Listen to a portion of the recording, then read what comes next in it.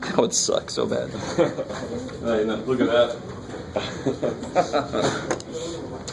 I feel like I have to jump from the table or something.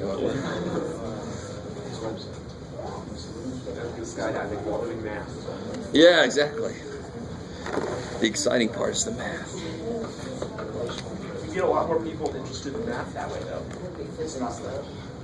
But physics is math. It's just math you can touch.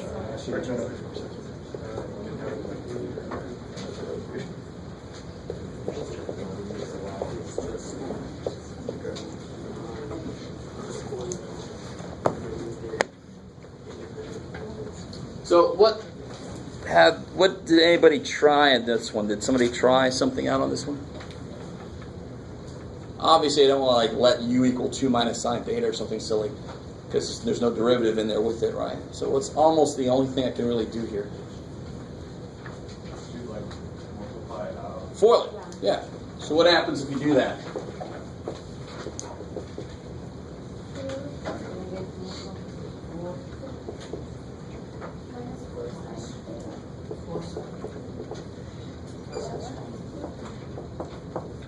Now, I appreciate the comment somebody just made, make it more complicated.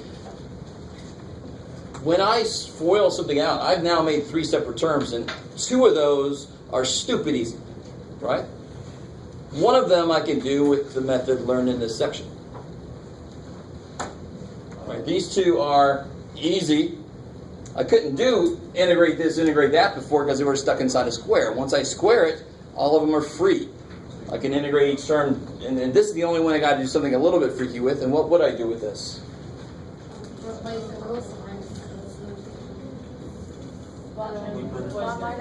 Rewrite it using the identity? Is that what you guys are saying?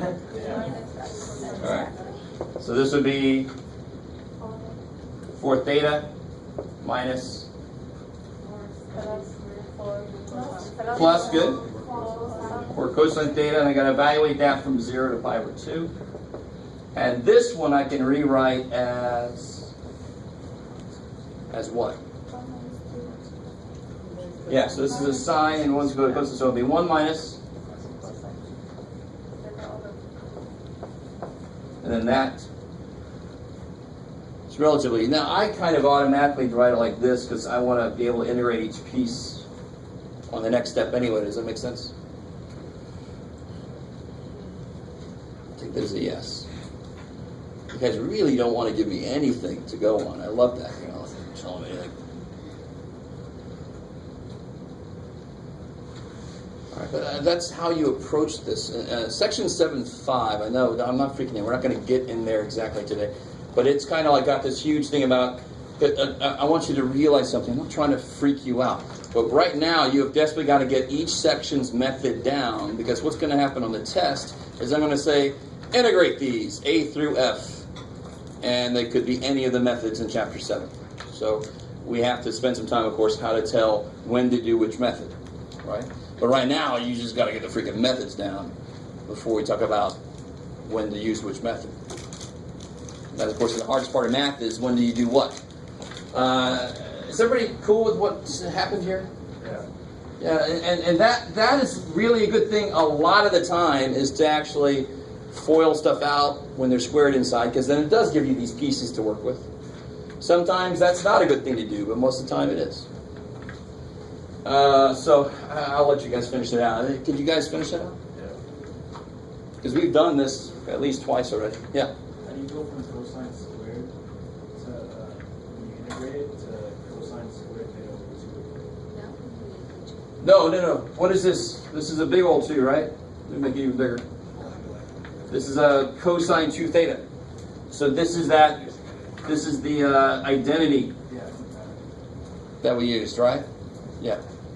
The identity that you must know. Okay, cool. So remember, when I'm integrating sines and cosines, and I know there's 0 cosines in there, but it's still a collection of sines and cosines. It just have no cosines. I want one of them to be odd. I really want you guys you desperately got to get above the freaking rules and realize why things make sense. If I have sines and cosines inside of an integral, Why is one of them being odd power make it easier? Because I can pull one sign off of that sucker, put it with a dx. That's going to be my du. So if my du is going to be that extra sign that I have with the dx, what's my u got to be to get me there? Cosine. And I know we're going to have a negative floating around. Who cares? Right? Constants don't bother us at all. So here I can shuck off one sign.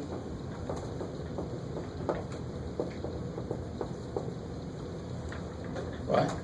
And then this is, now if I'm going to let this be, this is going to be my du. So I know I'm going to let u equal cosine. Right? This is the conceptual way of doing this problem. You've got the rules I gave you in the handout, and I do that because it's good to kind of have them. But if you understand why they work that way, this is how you work the problem out. Extra sign, pull it over. That's my du because it can go with dx. So I know what my u's got to be to kind of get there. If my u's cosine, what sucks about this dude? He's not cosine. How can I put a u in there for him? So of course, this is the part that I'm going to do what with? 1 minus cosine. Yeah, I'm going to replace something with 1 minus cosine squared. Now what sucks about the power? So stupid fourth power, I want a square there. So then I just make it a square. Because I'm going to square. Right? Square. You got a square to spare? Is that too old a reference? Where's my older people? Aside from whatever that should be. No. So this I can write as 1 minus cosine squared, cosine 4. Okay, so now I can do my u is cosine. So du will actually be negative side, right? And of course, any constants I don't care about. There's negative sign. That, right? I want you to get to that point. Constants don't mean shit. If I need a constant in there, I put the reciprocal constant on the outside. Right? So now, rewriting in terms of u, what would I get? U squared, u 4, and this whole thing is du. So all my x stuff has been replaced with u stuff. Foil it out, distribute the u4, you get an easy integral for powers, right? There you go. Yes, ma'am? How come you made it negative sign? Because if u is cosine, the derivative is negative sign. So I need a negative sign here to replace it with du, so I just put a negative on the outside and a negative on the inside. But wasn't it already signed originally? Was it signed originally, sign of x? So how come you had to make it negative? Because du is negative sine x. Do I have a negative sine x? Nope. So I just put a negative on the outside. And now I do have a negative sine x. Right. And I know some of you guys know you solve for dx here. Some of you guys do that way. And if you were taught that way and you're used to that way, do it. It's just so damn easy to make a stupid mistake doing it that way. I never teach it that way. It's fine. It works. It's even easier sometimes. But if something's easier, very often it leads to bad mistakes if you're not careful. Okay. Some of you guys know, if you don't know what I'm talking about at all and you're okay with this, do this. You're fine. Okay. Now, what I need you guys to do for me, because I get this feeling that I am the most freaking approachable person in the world, and I desperately want you guys to feel safe to ask me any damn thing that comes up in this class. If it doesn't make sense, I want it to make sense, because it has to make sense, because it does make sense. It's just new to us. So I get this feeling like all you guys are like on edge. You're not sure how to take this. Some of you guys have had me before, and you're even looking like that. It kind of freaks me out. Okay. Anything else from homework today? We did answer your question, I guess. Anything else from any homework? 7.2, 7.3. All right, so let's get back. Man, it's almost over. I definitely want to get through 7.4 today, is my hope.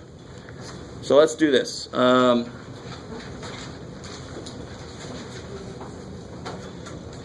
get back into 7.3.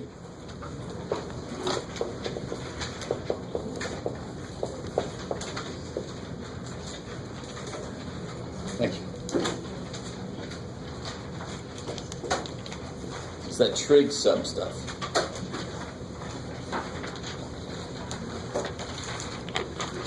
So really what trig sub does for me,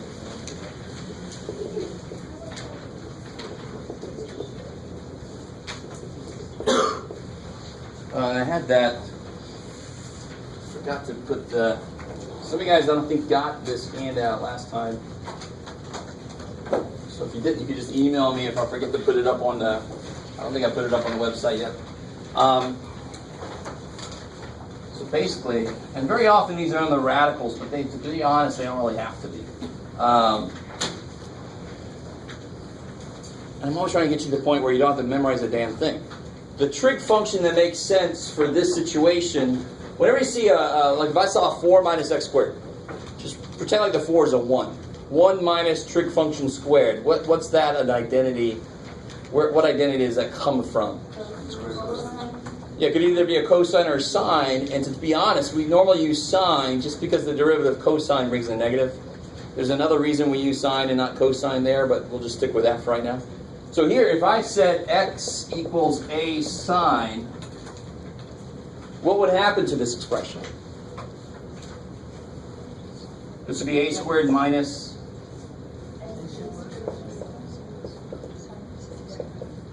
which would be a squared times 1 minus sine squared, which is?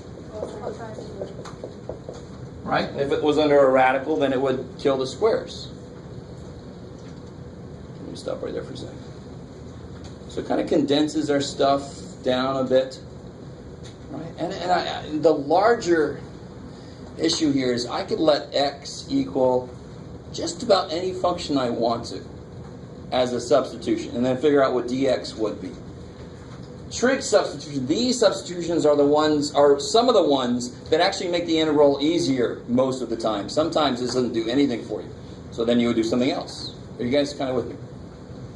I could replace x with almost any function I want to. Most functions are not going to help me. They're not going to make the integral easier. These tend to do so. These tend to make the integral doable. As long as at the end you go back away from theta as a variable and back to x, that's fine. So there's a larger kind of issue here. I could let this be almost any damn thing I want to. This is just something that handles these kind of things and makes the integral easier or even possible to do. Okay. It's sort of like I can multiply both sides of an equation by 1 billion if I wanted to. Why would I do that? You know, right? I would multiply by something that makes sense. What about this guy? 1 plus function squared. So which trig identity is that coming from? Yeah, tangent. So if I let x equal a tangent, what happens to this expression? Taking a squared out. And what's 1 plus tangent squared? Secant squared. And so forth, right? And similar thing here, what would this be related to? The funny thing here is, this is actually sort of related to that, because if tangent squared plus 1 is secant squared minus 1 is tangent squared. I really want you to see, this is the functional piece, and this is the constant piece. And you see how that matches up with the form here? Functional piece, constant piece. So in this case, I want to let x equal secant, or a secant, right? And then the same kind of thing would happen after that. So that's kind of like what's on that handout, and I want to explain it a little bit further and show you a little bit about, every time you do this, you're going to have this step somewhere in your integral. This condensation becomes smaller. It's kind of nice when it happens. So I definitely want to do the ones that's on the handout. But let's start off with, I think we did the first one on the handout. Let's start off with the second one and the third one on the handout are actually kind of gross. So I want to do them together. But for explanatory purposes, I like that. For dolphins that are trying to figure out what's going on, let's do some slightly easier ones.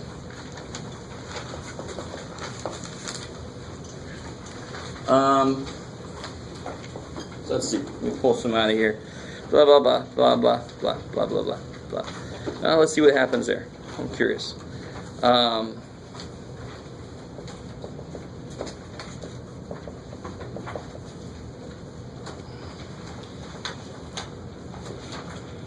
But this one I want to show you, just to show you, it's a lot like completing the square or some of this other stuff that we've learned. All this stuff is predicated on the coefficient of x being some kind of what? What's the coefficient of x? What's the coefficient, not the power? What's the coefficient of x? 1. What's the coefficient of x? 4. Shit. So, okay, first thing we're going to do is take a 4 out. So the square root of 4 is 2. That's worry me sometimes. So a 1/2 can come out front. All right, let me just stop right there. Everybody see where that happened, how that happened? If you factor a 4 out inside, you have 4 times x squared plus 4. Square root of 4 is 2, and then come outside. All right, constants can go in and out. Cool. Okay. Now, which situation am I in? I'm in the only situation that's got a plus. So it's got to be letting x equal to some kind of tangent, right? In fact, I want to let x equal to 2. Good. 2 tangent, because then after I square it, the 4, that 4 can also come out, right? That's the point. That's why I let it equal to a times something. Bless you. So if I let x equal to 2 tangent theta, I think this is where everybody's having a lot of problems. And I don't blame you, but I could replace the unknown x with any other freaking unknown I want to. I could replace x, and I think I said this the other day, I could replace x with the natural log of y over tangent of y squared. Dx would be truly disgusting, so I doubt that that would help me with my integration, right? I like that. That was a neat reaction. I'm not sure if you're agreeing or not. But if I do this specific one, I know it's going to help me a lot with this. Let's see what it does for dx. What's dx then? Yeah, 2 secant squared theta. And maybe I have some doubts about that, but I kind of look to the future a little bit. This is going to eventually get me to a secant squared, so at least one of my secants is going to cancel. That's kind of nice.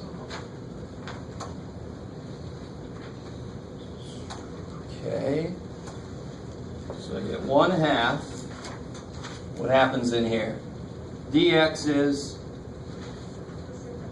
2 secant squared x d theta. Oops, got there. Theta d theta. One of the biggest mistakes I see is people just put d theta here in place of dx. Dx does not equal d theta because x is equal to some funky thing of theta. Right? So there's no way that dx equals d theta. What goes inside here? Yeah, 4 tan squared plus 4. Because I let x be 2 tangent theta, so x squared is 4 tan squared theta. And now, of course, the beautiful thing is that 2 gets another 2 to come out with it, right? So it gets 1/4 integral. And inside the radical would now be, so is everybody with me what I've just done? Let me do it slow. Let's see. So I took a 4 out.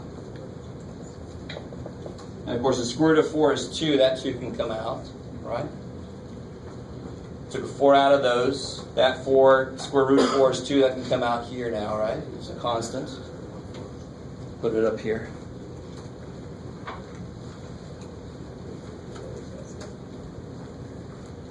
Now I get 1/4 integral 2 secant squared theta over the square root of Secant squared. all right, cool. So then I get 1/4 integral square root of secant squared is secant theta. It cancels with one of these secant theta, so I get 2 secant theta.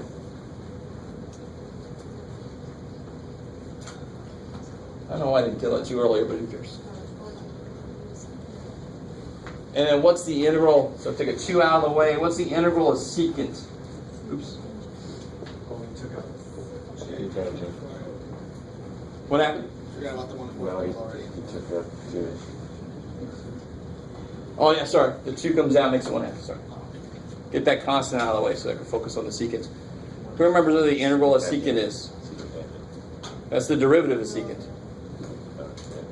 Oh shit, what's the integral of secant? So, it kind of helps you a little bit. I kind of told this to you last time. The derivative of secant theta is secant tangent. Kind of might be a way to remember. Isn't right here it says ln of secant x plus tan x. Beautiful. So for us it'll be ln secant theta plus tangent theta plus c. I'm going to stop right there. We're not. Stop right there. Now the thing you're going to love about this is the thing some of you guys remember, but some of you guys have forgotten about is we're not done yet. Because what variable did I start with? X. Yeah.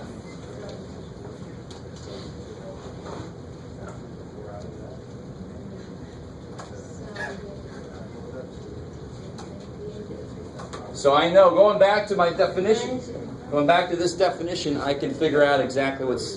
Tangent theta is easy. What's tangent theta got to be? X over 2. Beautiful. So you say, our piece now is in terms of x. What's secant theta?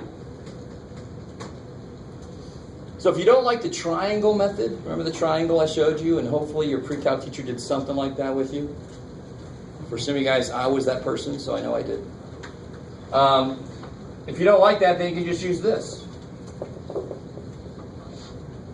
It'll get you to the same place. If tangent theta is x over 2, then secant theta would be the square root of that, right?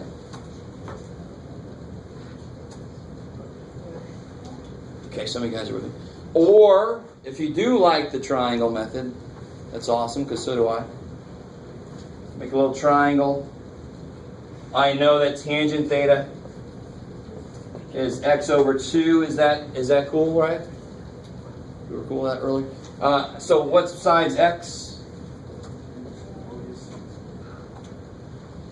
Which side is x? It's y. The y side. Good. So this is x. This is 2. So this is. So then secant theta would be.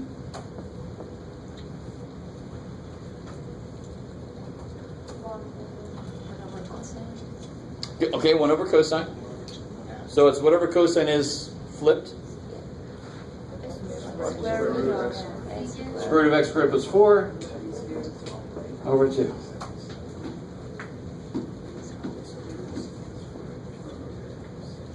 So part of me, actually a big old part of me, does not care if you get tired halfway through. You got to get your stamina up. Get your math freaking stamina up.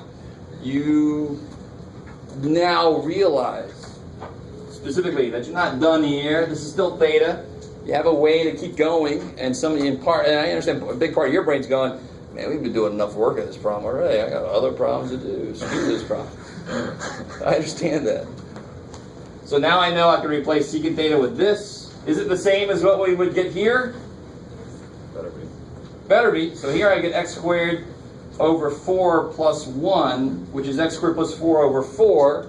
The square root of that is that. Sweet, thank God. All right, so either way you do it, either using the triangle or using the identities, either way you do it, it better come up with the same answer. Yes, sir. How did you go from the second step to the first on the right?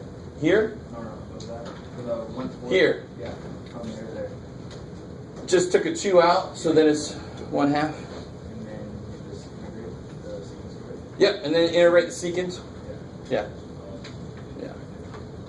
Cool. Maybe. Okay. All right. Let's do. Oh, let's look at that handout. I had on the handout. I had this. Try 2 other problems in the handout.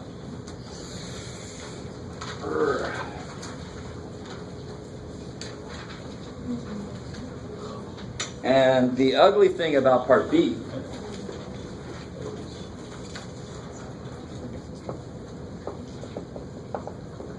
is x, right? Root 2 to 2.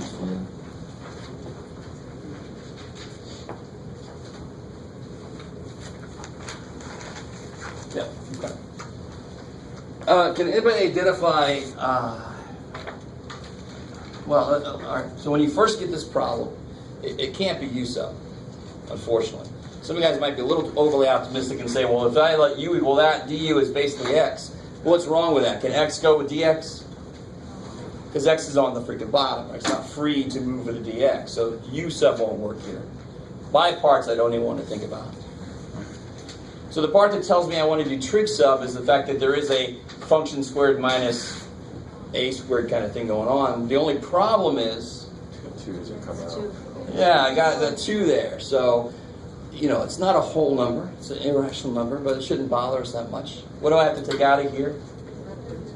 Yeah, so rad 2 comes out. Right? So I can rewrite this as integral.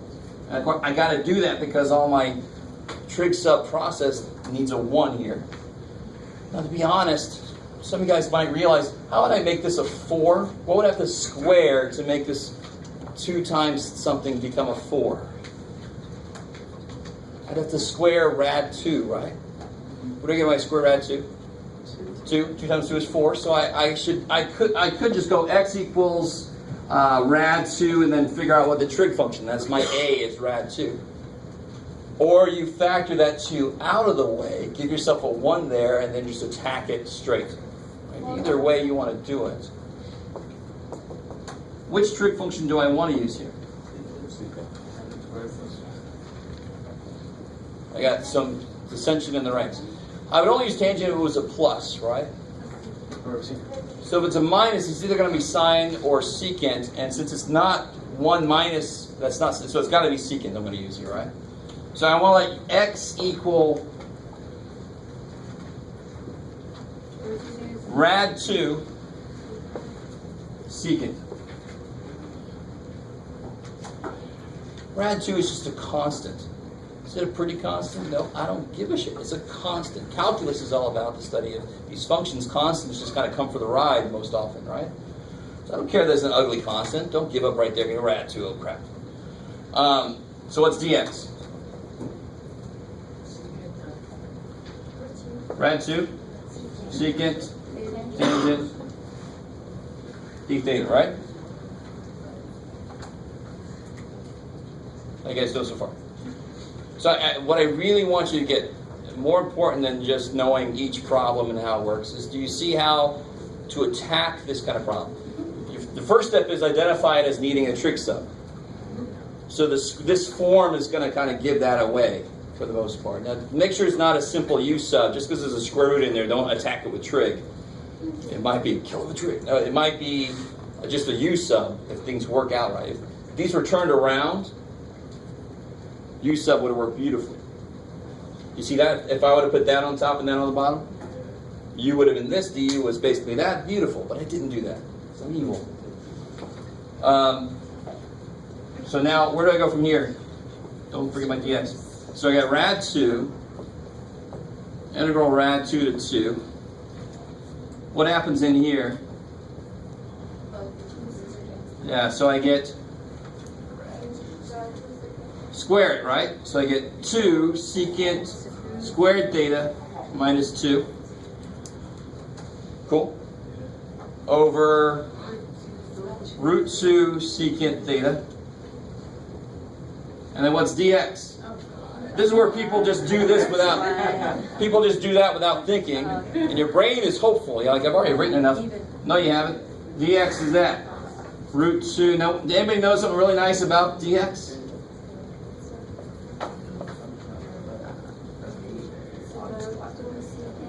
Yes. This happens almost all the time. The dx piece has a part that cancels with what's down. That's I got a lot of crap in there. So anything that cancels is appreciated, right?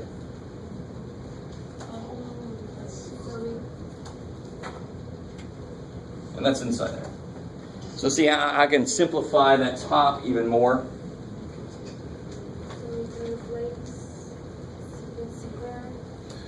Yeah, so out of here comes a rad 2. Goes with that rad 2, makes a whole 2.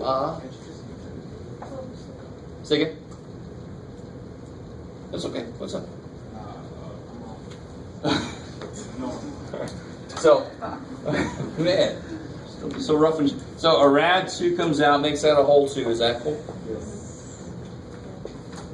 And then I get, inside I'll be left secant squared theta minus 1, which is tangent squared theta square root is tangent.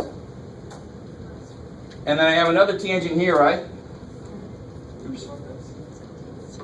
That secant's dead. What happened? So that secant died. This secant squared was involved in an identity, became a tangent squared square root is tangent. Pick up another tangent here, right? Oh boy.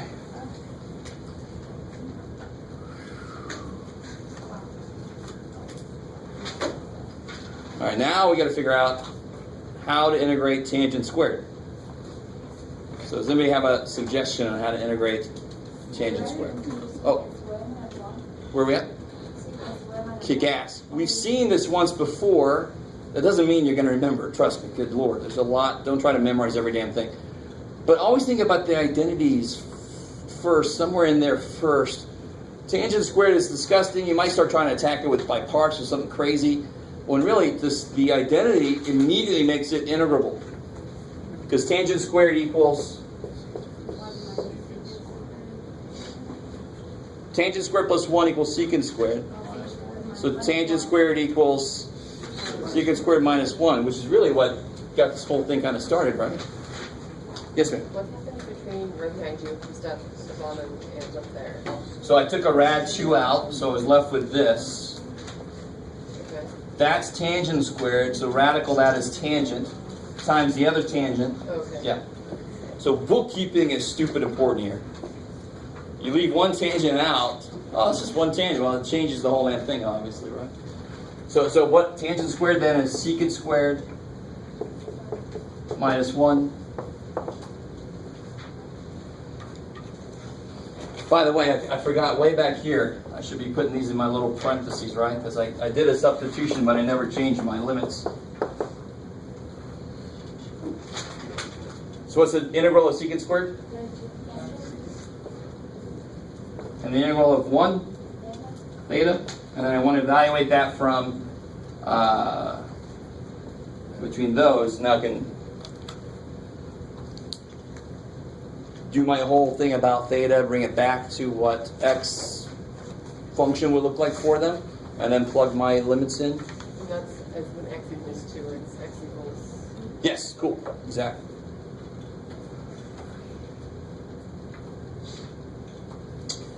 Or, if you wanted to, if you didn't want to go that way, this is one place where I might actually change the limits. I know that x is rad 2 secant theta. So when x is 2, what's theta?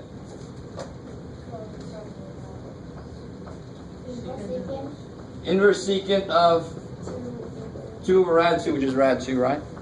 A whole 2 divided by half of 2 is the other half of the 2, right? And if x is root 2, that's even better. So when x is 2, theta would be this. When x is rad 2, theta would just be inverse secant of 1, which you should actually, well, both of those you should know, right?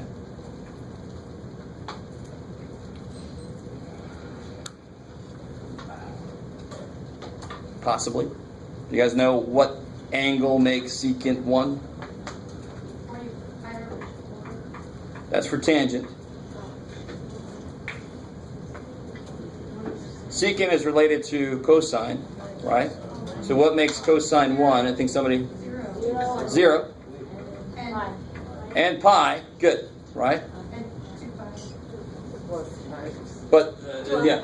And this is where the limits on our angles become important, right? So if you want to... Let me see how to say this.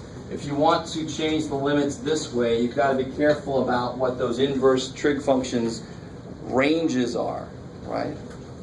This might be somewhere way in the back of your brain. When we first made those invertible, we had to restrict their domains. Because, of course, otherwise they would never pass the horizontal line test. Right? Remember those days? Those were nice days. No? No, some of you guys don't remember that at all. Shit. All right. So, what do I say here? This one would be either 0 degrees or 180 degrees, right? Or 0 or pi radians. And actually, I want to be radians here because I got a theta all by itself. So I want the actual real number. And what makes it, this would be related to cosine being 1 over rad 2. If the secant's rad 2, the cosine would be 1 over rad 2. So that would be what in radians, what angle makes it happen? Pi over 4. This would be like a pi over 4 deal.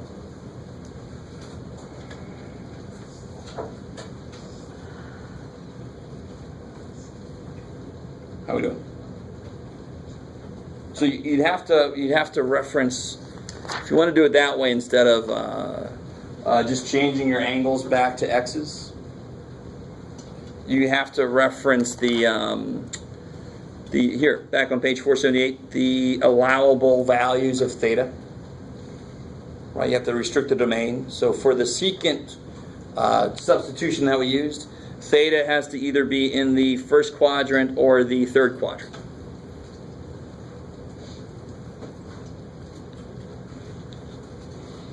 Still doesn't help me out here. I have to figure out which one of those I want to use. Right? Or you can do the whole triangle thing and just figure out what tangent theta is and theta is in terms of x, and then just plug these x's right in. Right? Either way you want to do it. My dream of getting into 7.4, it's not going to happen. I want to remind you guys about something. Let me see if I have enough time to put it up here. If you go to the website, if you haven't been to the website in a while, you might as well go there because there's for example, the partial fractions handout that I give out to my pre-calc classes is up there. If you've forgotten partial fractions, which is very possible, right? You want to go there because all of 7.4 is about it. That's what 7.4 is all about. It's why we learned it in the first place. So hopefully your pre-calc teachers actually taught it to you. All right.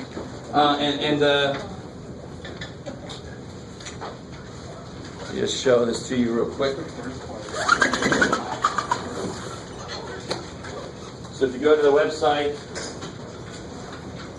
right here is partial fractions. So I kind of do one example for the first kind, and then I just list the other several kinds. So does this look at all familiar here? Okay. So this is something I must expect you to know coming in. We will obviously do a few examples where we'll run through there, run through problems. This is the way I teach it, I think. No, this is not the way. I don't like this way. Shoot. I did this because the book did it this way. Anybody know, like right here, for those of you that this looks familiar, you could let x equal 4 and then solve for b. So you can just choose x values, because x can be any damn thing you want it to be. You just choose the right x values to make it easier. You don't have to then do matrices to solve that, right? But if I use that in an integral, look at you guys are trying to get out. If I use that integral, obviously what is probably going to be the answer to my integral, there's going to be some kind of a what function for breaking things up into 1 over or 1 over. There's probably going to be some natural logs involved in the answers, right? If I get 1 over x, it's the natural log of x when integrated. Okay, go.